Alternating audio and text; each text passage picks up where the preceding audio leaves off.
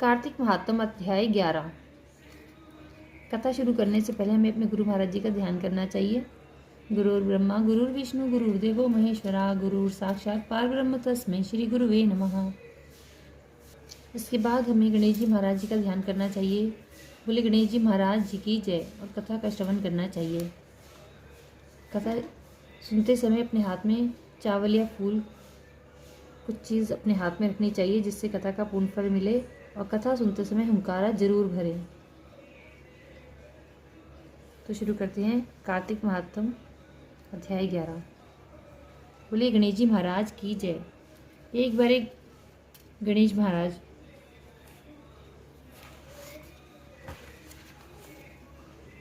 कुलिया में दूध और चुटकी में चावल लिए घूम रहे थे। कोई मेरी खीर कर दे, कोई मेरी खीर कर दे। कोई ना बनावे, जरा से दूध चावल की कैसे खीर बने। एक बुढ़िया थी, बोली ला बेटा मैं बना दूं। बुढ़िया बाहर जाने लगी तो बोले कहाँ जा रही है। बेटा बर्तन मांग के लाऊं। बोले तो तेरे घर में तो देख। अंदर देखा तो दूध का टोकना भरा है, चावल की परात भरी है। चूल्हा जला के खीर बनाई। खीर निकलने लगी। बहू ने कटोरा भर के किवाड़ के पीछे विनायक बाबा का चीटा लगा के खा ली। जब सारी खीर बन गई, बुढ़िया माई बोली कि आ बेटा जीम ले। बोले मैंने तो खा ली। बोले तूने कब खाई। जब तेरी बहू ने खाई। बुढ़िया बोले कि बहू तेने खीर झूठी कर दी। बोली हाँ जी, खीर निकल रही थी, मैंने कटोरा भर के विनायक का चीटा लगा के खा ली। विनायक ने बुढ़िया बोली कि अब मैं क्या करूं। गणेश जी बोले कि खा ले और बांट दे। बुढ़िया खीर बांटने लगी। दुनिया में चर्चा होने लगी कि कल तो यह भूखी मरती थी, आज तो खीर बांट रही है। झोपड़ी को लात मारी, महल हो गया, खूब धन हो गया। जैसे विनायक बाबा बुढ़िया पे कृपा करी, ऐसे हम सब पे करना। कहते सुनते हुंकारा भरने वालों पे करना। बोलिए गणेश जी महाराज की जय। कार्तिक के ठाकुर की जय। तुलसी मैया की जय। कार्तिक महात्म अध्याय 11। नारद जी ने कहा, देवताओं से पराजित होकर जो दैत्य पहले पाताल में थे, वे भी जलंधर का आश्रय लेकर निर्भय होकर पृथ्वी पर आ गए। एक बार राक्षस जलंधर ने राहु के सिर को कटा हुआ देखकर उसके कटने का कारण शुक्राचार्य से पूछा। शुक्राचार्य ने समुद्र मंथन की कथा सुनाई और राहु के सिर कटने, रत्न हर लेने और राक्षसों के पतन का वर्णन किया। अपने पिता समुद्र का मंथन सुनकर जलंधर के नेत्र क्रोध से लाल हो गए और उसने परस्पर घसमर नामक दूत को इंद्र के पास भेजा। दूत ने स्वर्ग में जाकर सुधर्मा नामक सभा में प्रवेश किया। घसमर ने इंद्र से अद्भुत वाक्य कहे। घसमर ने इंद्र से कहा कि समुद्र के पुत्र जलंधर सब दैत्यों के राजा हैं। उन्होंने मुझे अपना दूत बनाकर भेजा है। उन्होंने कहा है कि आपने मेरे पिता सागर का मंथन क्यों किया, साथ ही उस मंथन के द्वारा जो रत्न आपने समुद्र से निकाले हैं उन्हें शीघ्र ही मुझे दे दीजिए। दूत की यह बात सुनकर इंद्र अत्यंत विस्मित हुए और क्रोध में भरकर उस भयानक दूत घसमर से उन्होंने कहा कि हे दूत सुनो, हमने सागर मंथन क्यों किया। समुद्र को मतने का कारण यह था कि उसने उन पर्वतों को अपनी बगल में छिपा लिया था जो मुझसे डरते थे। इससे पहले भी मेरे अनेक शत्रु दैत्यों को उसने अपनी शरण दी थी, इसी कारण मैंने उस रत्न समूह को हर लिया। यह उत्तर देकर इंद्र ने उस दूत को वापस भेजा और वह दूत पृथ्वी पर आया। दूत ने जाकर यह सब वृत्तांत जलंधर को सुना दिया। सुनते ही दैत्यराज जलंधर क्रोध से कांपने लगा और देवताओं को जीतने की तैयारी करने लगा। उसका साथ देने के लिए सब दिशाओं और पाताल तक के करोड़ों राक्षस आए। शुंभ और निशुंभ आदि करोड़ों सेनानायक जलंधर का साथ देने आए। जलंधर ने स्वर्ग में जाकर नंदन वन में अपना डेरा डाला और इंद्र की अमरावती को चारों ओर से घेर लिया। दैत्यों की बहुत बड़ी सेना को देखकर देवता भी युद्ध के लिए तैयार हो गए। उन्होंने कवच धारण किए और अमरावती से निकल पड़े। देवता और राक्षसों की सेनाओं में युद्ध होने लगा। दोनों सेनाओं के गिरे हुए हाथियों, घोड़ों और रथ सवारों और पैदल सैनिकों को खून बहने लगा। ऐसा युद्ध हो रहा था जैसे समर भूमि बादलों से घिर गई हो। युद्ध में मारे गए राक्षसों को शुक्राचार्य मृत संजीवनी मंत्र पढ़कर जल छिड़ककर जीवित कर देते थे। इसी प्रकार बृहस्पति द्रोण पर्वत से दिव्य औषधियां लाकर युद्ध में मारे गए देवताओं को जीवित कर देते थे। युद्ध में मारे गए और फिर से जी उठे देवताओं को देखकर जलंधर क्रोधित होकर शुक्राचार्य से बोला कि मेरे द्वारा मारे गए देवता पुनः कैसे उठ खड़े होते हैं। सभी को पता है कि आपकी संजीवनी विद्या आपके अतिरिक्त कहीं नहीं है। शुक्राचार्य ने कहा कि बृहस्पति द्रोणगिरी पर्वत से दिव्य औषधियां लाकर देवताओं को जीवित कर देते हैं, अतः तुम द्रोण पर्वत का हरण कर लो। शुक्राचार्य के ऐसा कहने पर जलंधर दैत्य ने उस द्रोण पर्वत का हरण कर शीघ्र ही समुद्र में फेंक दिया और युद्ध भूमि में लौट आया। इसके बाद जब युद्ध में देवता मारे गए तो उन्हें देखकर बृहस्पति द्रोण पर्वत पर गए। पर वहां वह पर्वत दिखाई नहीं पड़ा। जब उन्हें ज्ञात हुआ कि जलंधर ने द्रोण पर्वत का हरण कर लिया है तो बृहस्पति भय से व्याकुल हो गए और वे देवताओं से बोले कि भागो, यह दैत्य भगवान रुद्र के अंश से पैदा हुआ है, अतः इसे पराजित नहीं किया जा सकता। यह इंद्र के ही उपद्रव से उत्पन्न हुआ है और इंद्र को ही इस उपद्रव का परिणाम भोगना ही पड़ेगा। बृहस्पति की बात सुनकर यह सब देवता व्याकुल हो उठे और दैत्य द्वारा मारे गए जाने के भय से 10 दिशाओं को भाग गए। देवताओं को भागता हुआ देखकर समुद्र का पुत्र जलंधर दैत्य की अमरावती में प्रवेश करता चला गया। जब दैत्य ने अमरावती में प्रवेश किया तो उसने देवताओं को बहुत सताया। तब इंद्रादिक देवता सुमेरु पर्वत की गुफा में जाकर रहने लगे। इसके बाद उस दैत्य ने इंद्रादिक देवताओं के साथ सब अधिकार शुंभादि दैत्यों को अलग अलग सौंप दिए। कार्तिक महात्म अध्याय 11 संपूर्ण। बोली कार्तिक के ठाकुर की जय, तुलसी मैया की जय। शुक्रवार की कथा। एक सास बहू थी। बेटा काम धंधा किया करता, महीने 2 महीने में आया करता था। सास शुक्रवार की मूर्ति सिंहासन पर बैठाकर पूजा करती थी। एक दिन सास बोली कि मैं तीर्थ घर नहीं जाऊँ, तुम मेरे शुक्रवार की पूजा कर लेना। सास चली गई। बहू ने नहा धोकर काम धंधा करके खा पी लिया। शुक्र महाराज को गुस्सा आ गया। तरह तरह की विपत्ति आ गई। बच्चे बहुत बीमार हो गए। लड़के का काम भी छूट गया। बीमारी में सब पैसा भी खत्म हो गया। घर में झाड़ पोंछ कर शुक्र महाराज की मूर्ति को कूड़े में डाल आई। लड़का बीमार हो गया। सास तीर्थ करके वापस आई तो घर को देखकर बहुत दुख हुआ। रात को सपने में शुक्र महाराज ने कहा कि तेरी बहू ने मेरी पूजा नहीं करी है, सारा धन नष्ट हो गया है। सुबह उठकर देखे तो शुक्र महाराज की मूर्ति नहीं है। बहू से बोली कि शुक्र महाराज की मूर्ति कहाँ है। बहू बोली कि मुझे तो नहीं पता।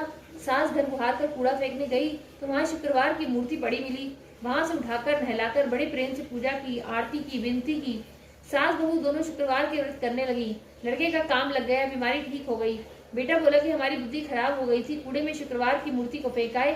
सास बोली कि हे शुक्र महाराज, जैसे बेटा बहू से रूठे हो ऐसे किसी से न रूठे। ऐसे सास ने आई, सबके आइयो कहते सुनते हुंकारा भरने वालों के बोलो शुक्र महाराज की जय।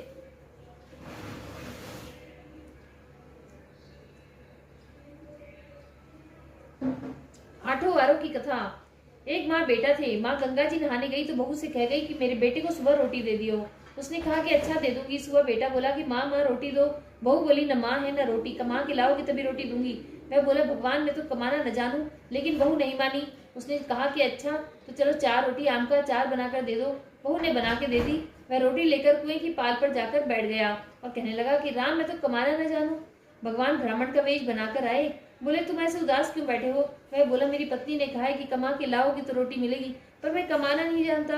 ब्राह्मण बोले कि भैया कमाना तो मैं भी नहीं जानता, पर हाँ मैं आठों वारों का नाम जानता हूँ जिससे तेरे अटूट भंडार हो जाएंगे। चावल के दाने और पानी की घंटी ले लो, ढके बर्तन को उखाड़ो, औंधों को सीधा करो। ब्राह्मण ने कही, उसने सुनी। इतवार, सोमवार, मंगलवार, बुधवार, बृहस्पतिवार, शुक्रवार, शनिवार, आठों वारों का आसरा, भरियो पीहर सासरा, अटूट भंडार होते चले गए। घर पहुंचा। बीवी बोली क्या लाए हो। उसने कहा कि आठों वारों का नाम लाया हूँ। बीवी ने सोचा कि चलो कुछ तो लाया है। चावल के दाने और पानी की घंटी ला, औंधों को सीधा, ढकों को उखाड़ो। उसने कही, उसने सुनी। इतवार, सोमवार, मंगलवार, बुधवार, बृहस्पतिवार, शुक्रवार, शनिवार, आठों वारों का आसरा, भरियो पीहर सासरा, अटूट भंडार होते चले गए। बहू से बोला कि मैं बेटी के घर जा रहा हूँ। फटे से कपड़े पहनकर बेटी के घर गया। बच्चे बोले कि नाना आए, नाना आए। बेटी बोली कैसे भेष में आए हैं। बच्चे बोले कि मैले वेश में आए हैं। आए क्या है, 2 दिन की रोटी तोड़ने आए होंगे। सच है, गरीबी कुछ भी सुनवा देती है। बेटी से कहा कि बेटी आठों वारों की मेरी कहानी सुन ले। उसने कहा पिताजी मेरा मुंह झूठा है। उसके पिता भूखे ही सो गए। अगले दिन बेटी को तरस आया। पिताजी पिताजी अपनी कहानी सुनाओ। पिताजी ने कहा कि चावल के दाने लाओ, पानी की घंटी लाओ, ढकों को उखाड़ो, औंधों को सीधा करो। पिता ने कही। बेटी ने सुनी। इतवार, सोमवार, मंगलवार, बुधवार, बृहस्पतिवार, शुक्रवार, शनिवार, आठों वारों का आसरा, भरियो पीहर सासरा, अटूट भंडार होते चले गए। बेटी भर भर के बोइये बांटने लगी। पड़ोसन ने कहा कि तुम तो कह रही थी कि मेरे बापू कुछ नहीं लाया, फिर ये भर भर के बोइये कैसे बांट रही हो। वो बोली कि मेरे बापू तो खाली हाथ ही आए थे, ये तो आठों वारों की कहानी का फल है। पड़ोसन बोली कि अपने बापू से हमको भी कहानी सुनवा दोगी। उसने पिताजी से कहा तो वह बोला कि आज तो मेरा मुंह झूठा है, कल सुना दूंगा। अगले दिन उसके बाप ने पड़ोसन को भी आठों वारों की कहानी सुनाई। उसके भी खूब अटूट भंडार हो गए, जैसे उस ब्राह्मण ने आठों वारों की कहानी से सबके अटूट भंडार भरे। ऐसे कहते सुनते हुंकारा भरने वालों के भरे, हमारे परिवार के भरे। बोली आठों वारों की जय। कार्तिक के ठाकुर की जय। तुलसी माता की जय। वीडियो अच्छी लगे तो चैनल को सब्सक्राइब एंड लाइक जरूर करें। प्रेम बाबा सीता माता की कथा। राम आए लक्ष्मण आए देश के पुजारी आए, नित नेम का नेम लाए, आओ राम बैठो राम, माखन मिश्री खाओ राम, दूध बताशा पियो राम, सूत के पलका पोठो राम, शाल दुशाला ओढ़ो राम, राम सवारे सबके काम, खाली घर भंडार भरेंगे, सबका बेड़ा पार करेंगे, जब बोलो श्री राम ही राम, श्री राम जय जय राम। सीता माता कहानी कहा करती थी, श्री राम जी सुना करते थे। एक दिन भगवान राम को किसी काम से बाहर जाना पड़ गया। सीता मैया कहने लगी कि भगवान मेरा तो 12 वर्ष का नितनेम है, मैं अपनी कहानी किसे सुनाऊंगी। भगवान बोले कि ऐसा करियो तो कुएं की पार पर जाकर बैठ जाइयो, औरतें पानी भरने आएंगी तो तेरी कहानी सुन लेंगी। बोली अच्छा। सीता माता कुएं की पार पर जाकर बैठ गई। एक बहू आई, रेशम जरी की साड़ी पहन रखी थी, सोने का घड़ा ले रखा था। सीता मैया बोली कि बहन मेरा 12 वर्ष का नितनेम सुन ले। बहू बोली कि मैं तेरा 12 वर्ष का नितनेम सुनूंगी तो मुझे देर हो जाएगी, घर में सास लड़ेगी। कहानी नहीं सुनी, घर आई तो रेशम जरी की साड़ी फट गई, सोने का घड़ा मिट्टी का हो गया। सासू बोली बहू किसका दोष सिर ले आई। बहू बोली कि सासू जी दोष क्या, कुएं की पाल पर एक औरत बैठी थी, कह रही थी मेरी कहानी सुन ले, मैंने नहीं सुनी तो ऐसा हो गया। अगले दिन सास वही साड़ी पहनकर वही घड़ा ले गई। सीता माता बैठी पाई, मेरी कहानी सुन ले बहन। सास बोली कहानी एक बार छोड़ 4 बार सुन।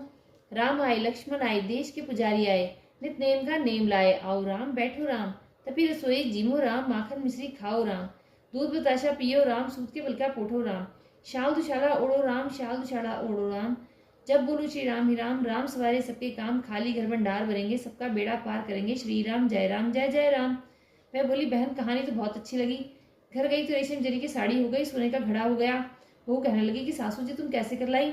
वो तो दोष लगा लाई थी, मैं दोष उतार आई। ऐसी वो कौन थी। वो सीता माता थी, पुराने से नया कर देती हैं, खाली घर भंडार भर देती हैं, लक्ष्मी जी का वास करते हैं और जो कुछ इच्छा हो उसे पूरी कर देती हैं। अच्छा सासू जी ऐसी कहानी मुझे भी सुना दो। ले भाई तू भी सुन ले, फिर उसे कहना ही है। राम आए लक्ष्मण आए देश के पुजारी आए, नित नेम का नेम लाए, आओ राम बैठो राम, तभी रसोई जीमो राम, माखन मिश्री खाओ राम, दूध बताशा पियो राम, सूत के पलका पोठो राम, शाल दुशाला उड़ो राम, राम सवारे सबके काम, खाली घर भंडार भरेंगे, सबका बेड़ा पार करेंगे, जब बोलो श्री राम ही राम, श्री राम जय राम। वो कहने लगी कि सासू जी कहानी तो बहुत अच्छी है। सासू बोली वो रोज कह लिया करेंगे। अब सास वो रोजाना नहाती धोती पूजा पाठ करती, नितनेम सीता माता की कहानी कहती। एक दिन उनकी पड़ोसन आई, बोली बहन जरा आँच दे दे। मैं कहने लगी कि अभी हमने आँच नहीं जलाई।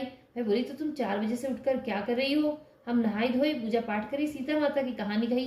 मैं बोली इससे क्या होता है। बोली सीता माता की कहानी कहने से अटूट भंडार भरते हैं, सारे कार्य सिद्ध हो जाते हैं। पड़ोसन बोली कि ऐसी कहानी मुझे भी सुना दे।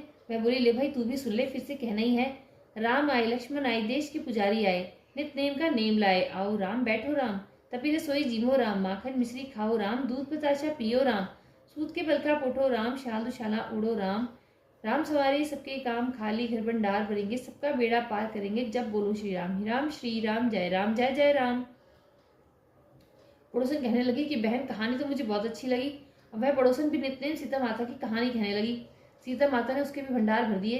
हे मेरी सीता माता, उन सबके भंडार जैसे भरे ऐसे मेरे भरियो। लक्ष्मी का वास हो, अन्नपूर्णा का वास हो, बोलो सीता मैया की जय, श्री रामचंद्र जी की जय, कार्तिक के ठाकुर की जय, तुलसी मैया की जय। पतवारी की कथा। एक बुढ़िया थी, उसने अपनी बहू से कहा कि तू दूध दही बेच के आ। वह बेचने गई तो रास्ते में औरतें पीपल पतवारी सींच रही थी। उनको सींचता देखकर बहू ने पूछा कि तुम ये क्या कर रही हो। औरतें बोली कि हम पीपल पतवारी सींच रही हैं, इससे अन्न और धन होता है, 12 वर्ष का बिछड़ा हुआ पति मिल जाता है। बहू बोली ऐसी बात है तो तुम पानी से सींचती हो तो मैं दूध से सींचूंगी। गुजरी बहू रोजाना दूध दही बेचने नहीं जाती, रोजाना दूध तो पीपल में और दही पतवारी में सींच देती। सास दूध दही का दाम मांगती तो कह देती कि महीना पूरा हो जाने पर दूंगी। कार्तिक का महीना पूरा हो गया। पूनम के दिन बहू पीपल पतवारी के पास जाकर बैठ गई। पतवारी ने पूछा कि तू मेरे पास क्यों बैठ गई। बहू बोली कि सास दूध दही का दाम मांगेगी। पीपल पतवारी बोली कि मेरे पास क्या दाम रखा है, ये भरा डीला पान पुतुरा है, इसको ले जा। बहू ने वही ले जाकर कोठरी में रख दिया और डर के मारे कपड़ा उड़कर सो गई। सास बोली कि बहू पैसे ला। बहू बोली कोठरी में रखा है। सास ने कोठरी खोल के देखी तो हीरा मोती जगमगा रहे हैं। सासू बोली बहू इतना धन कहाँ से लाई। बहू आकर देखे तो सच्ची में ही धन भरा हुआ है। बहू ने सास को सारी बात बता दी। सास ने कहा कि अब की कार्तिक मैं भी पतवारी सींचूंगी। कार्तिक आया, सास दूध दही तो बेचाती, हांडी धोकर पीपल पतवारी में चढ़ा देती। आकर बहू से कहती कि तू मेरे से दाम मांग। वह कहती थी कि सासू जी, कोई बहू भी दाम मांगती है, पर सासू कहती कि तू मांग। बहू बोली सासू जी पैसे लाओ। वह पीपल पतवारी के पास जाकर बैठ गई। पीपल पतवारी ने सास को पान पुतुरा भरा डीडा दे दिया। उसने ले जाकर कोठरी में रख दिया। बहू ने कोठरी खोलकर देखा तो उसमें कीड़े मकोड़े बिलबिला रहे हैं बहू ने कहा कि सासू जी यह क्या? सास ने आकर देखा तो बोलने लगी कि पीपल पधारी तो बड़ी दोगली पटपीटन है, इसको तो धन दिया, मुझको कीड़ा मकोड़ा दिया। तब सब कोई बोलने लगे कि बहू तो सत की भूखी सींचे थी, तुम धन की भूखी। हे पटवारी माता, जैसा बहू को दिया ऐसा सब किसी को दियो, जैसा सास को दिया ऐसा किसी को नहीं दियो। बोलो कार्तिक के ठाकुर की जय, तुलसी मैया की जय। तुलसा जी की कथा। कार्तिक के महीने में सब कोई तुलसा माता को सींचने जाती। सब कोई तो सींच के आ जाती, पर एक बुढ़िया माई आती और तुलसा माता से रोजाना कहती कि तुलसी माता सत की दाता, मैं बिरला सींचू तेरा, तू कर निस्तारा मेरा। तुलसा माता अडुआ दे, लडुआ दे, पीताम्बर की धोती दे, मीठा मीठा घास दे, वैकुंठ का वास दे, चटके की चाल दे, पटके की मौत दे, चंदन का काट दे, झालर की झिंकार दे, साई का राज दे, दाल भात का जीवन दे, 11 का दिन दे, कृष्ण का कांधा दे। इतनी बात सुनकर तुलसी माता सूखने लगी। भगवान ने पूछा कि तुम्हारे पास तो इतनी औरतें आती हैं, तुम्हें जिमावे गावे तो भी तुम कैसे सूखने लगी? तुलसी माता ने कहा कि एक बुढ़िया माई आती है जो रोजाना इतनी बात कह कर जाती है। मैं और तो सब कुछ दे दूंगी, पर आप श्री कृष्ण जी का कांधा कहाँ से दूंगी? थोड़े दिन बाद बुढ़िया माई मर गई। सब कोई उसको उठाने लगे, पर वह इतनी भारी हो गई कि किसी से उठे ही नहीं। सब कोई कहने लगे कि पाप घाट की माला फेरती थी जिससे इतनी भारी हो गई। भगवान बूढ़े ब्राह्मण का रूप धारण करके आए। सबसे पूछने लगे कि इतनी भीड़ क्यों हो रही है? सब बोले कि बुढ़िया मर गई है, पाप नहीं थी इसलिए किसी से नहीं उठती। तब भगवान बोले कि इसके कान में मुझे एक बात कहने दो तो ये उठ जाएगी। सबने कहा कि तू भी मन की निकाल ले। भगवान ने जाकर उसके कान में कहा कि बुढ़िया माई तू बिरला सींचे मेरा, मैं करूँ निस्तारा तेरा। बुढ़िया माई अडुआ ले, गडुआ ले, पीताम्बर की धोती ले, मीठा मीठा घास ले, बैकुंठ का वास ले, चटके की चाल ले, पटके की मौत ले, चंदन का काट ले, झार के झिंकार ले, साई का राज ले, दाल भात का जीवन ले, 11 का दिन ले, कृष्ण का कांधा ले। इतनी बात सुनते ही बुढ़िया माई हल्की हो गई। भगवान कंधे पर ले गए, उसकी मुक्ति हो गई। हे मेरी तुलसी मैया, जैसे उसकी मुक्ति करी ऐसे हमारी करियो, जैसे उसको कांधा दिया ऐसे हमको भी दियो। बोलो तुलसी मैया की जय, कार्तिक के ठाकुर की जय।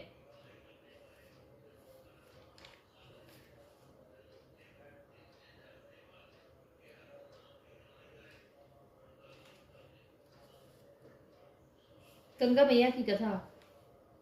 एक सास थी, कार्तिक नहाती, 12 कोस जाती, 12 कोस आती।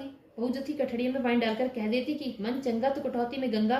वही गंगा जी आ जाती और वह नहा लेती। एक दिन सासू की बात की नत बह गई, पर घर बहू नहाई तो उसके कटड़े में आ गई। उसने निकाल कर रख ली। सास आई, उदास होकर बैठ गई।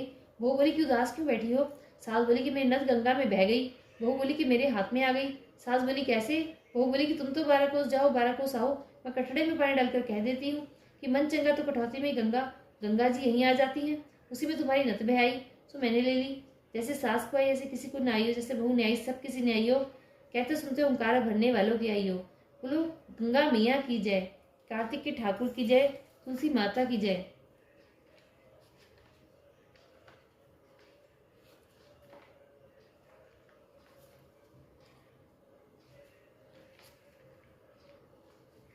तारा भोजन की कथा।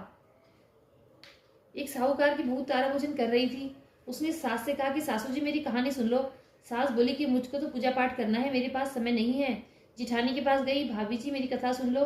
जिठानी बोली कि मुझे तो अभी खाना बनाना है। देवरानी से कहा तुम मेरी तारा भोजन की कथा सुन लो। वह बोली कि मुझे तो बच्चों को स्कूल भेजना है, उन्हें देरी हो रही है। उसने ननद से कहा कि दीदी जी मेरी कहानी सुन लो। वह बोली कि उन्हें देरी हो रही है। ननद बोली मेरी तो ससुराल से बुलावा आया है, मुझे ससुराल जाने की तैयारी कर रही है। राजा के पास गई, बोली आप मेरी कहानी सुन लो। तो राजा बोला कि मुझे तो व्यापार काम करना है, हिसाब किताब देखना है, मेरे पास समय नहीं है। वह दौड़ी हुई पड़ोसन के पास पहुंची। पड़ोसन से बोली कि बहन मेरी कहानी सुन ले। वह बोली हाँ बहन सुना। साहूकार की बहू ने कहानी सुनाई, पड़ोसन ने सुनी और हुंकारा भरा। इस तरह पूरा कार्तिक हो गया। भगवान विमान लेकर आए। साहूकार की बहू विमान में बैठकर जाने लगी तो सास दौड़ी आई, बहू मैं भी तेरे साथ चलूं? वह बोली कि आपको तो पूजा पाठ करना है। जिठानी कहने लगी मुझे ले चलो। मैं बोली ना जी आपको तो खाना वगैरह बनाना है। देवरानी आई तो बोली कि मैं भी चलूं। मैं बोली कि तुमको तो बच्चों को तैयार करके स्कूल भेजना है, तुम कैसे चलोगी? ननद आई, बोली भाभी जी मुझको ले चलो। उसने कहा कि नहीं दीदी आपको तो ससुराल जाने की तैयारी करनी है। दौड़े दौड़े राजा आए, बोले मेरे को ले चलो। मैं बोली नहीं जी आपको तो हिसाब किताब कारोबार संभालना है, तुम कैसे चलोगे? पड़ोसन भी आई, बोली बहन मैं चलूं? मैं बोली हाँ बहन तू चल, तूने पूरी कार्तिक मेरी कहानी सुनी है। दोनों विमान में बैठकर स्वर्ग में जाने लगी। रास्ते में बहू को विमान हो गया। वह सोचने लगी कि मैंने तो कहानी कही, व्रत किया, मुझे स्वर्ग का वास मिला, और पड़ोसन ने ना व्रत किया केवल कहानी सुनी, मेरे कारण इसे भी स्वर्ग मिला। भगवान ने वहीं उसे विमान से नीचे फेंक दिया। वह पूछने लगी कि भगवान मेरा अपराध क्या है जो मुझे छोड़कर जा रही हो। भगवान बोले कि तूने अभिमान किया है, फिर से 3 साल तक तारा भोजन व्रत कर, तब तुझे स्वर्ग मिलेगा। इसलिए कार्तिक का व्रत करने वाले व्यक्ति को या कोई भी पूजा पाठ करने वाले व्यक्ति को कभी भी अभिमान नहीं करना चाहिए। बोले कार्तिक के ठाकुर की जय, तुलसी माता की जय। लपसी तपसी की कथा। एक लपसी था, एक तपसी था। तपसी तो भगवान की तपस्या करता। लपसी रोजाना 1.25 सेर का हलवा बनाकर भगवान को भोग लगाकर टाली हिलाकर जीम लेता। एक दिन दोनों में झगड़ा हो गया। लपसी बोला मैं बड़ा, तपसी बोला मैं बड़ा, क्योंकि मैं भगवान की तपस्या करता हूँ। नारद जी बोले कि तुम्हारा फैसला मैं करूंगा। नारद दूसरे दिन तपसी नहाकर आने लगा तो नारद जी ने 1.25 करोड़ की मुद्रा तपसी के आगे गिरा दिया। उसने आंख खोलकर देखा तो मुद्रा पड़ा है। उसने उठाकर पैर के नीचे दबा लिया और तपस्या करने लगा। उधर लपसी ने 1.25 सेर का हलवा बनाकर भगवान को भोग लगाकर टाली हिलाकर जीम लिया। इतने में नारद जी आए, दोनों को अपने पास बिठाया। दोनों पूछने लगे कि कौन बड़ा है। नारद जी ने तपसी से कहा कि अपना पाँव हटा। पाँव हटाते ही मुद्रा निकला। तब नारद जी बोले कि मुद्रा चुराने से तेरी तपस्या भंग हो गई, इसलिए लपसी बड़ा है। तपसी कहने लगा कि मुझे मेरी तपस्या का फल कैसे मिलेगा। नारद जी बोले कि तेरी तपस्या का फल कार्तिक नहाने वाली देंगी। सब कहानी कहकर तेरी कहानी नहीं कहेंगी तो कार्तिक का फल तुझे हो जाएगा। धोती देकर अंगोछा नहीं देवे, सीधा देकर दक्षिणा नहीं देवे, ब्राह्मण जिमाकर दक्षिणा नहीं देवे, दीवा चास के हाथ न जोड़े तो तेरा पुण्य, कपड़ा देके बटन न लगाए, दाहिने हाथ का नाड़ा बांधे तो सबका फल तुम्हें हो जाएगा। इतना कहकर नारद जी चले गए। बोलो कार्तिक के ठाकुर की जय, तुलसी माता की जय।